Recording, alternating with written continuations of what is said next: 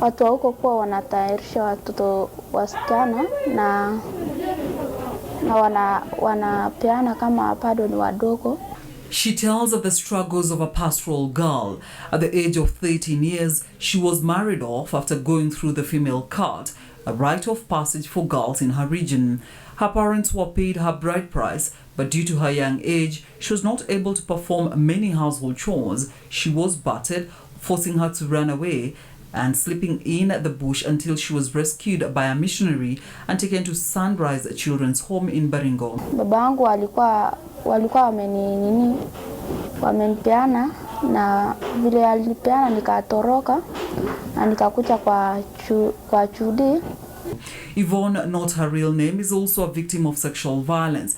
After her father died while she was only 9 years old, she was left with her mother, who was to take care of 7 other siblings. Her mother had to depend on menial jobs to feed her family, and the worst befell her when her uncle took her in. Alafu vile nilitoka shuleni nikakuja nikafika nyumbani. Alafu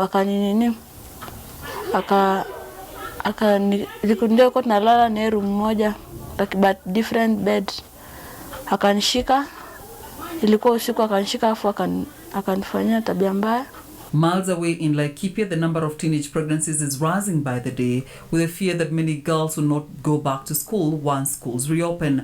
At Ethi village, a distraught father watches her daughter perform domestic chores. The 14-year-old Class 5 pupil is 4 months pregnant and soon joining the growing statistics of teenage mothers in the country.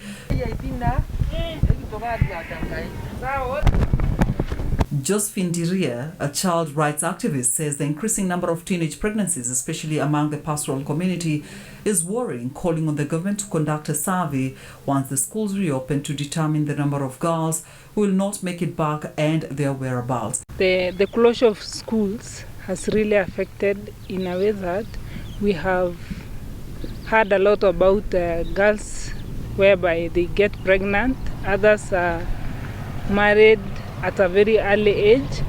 So these are the kind of issues that are happening in the community.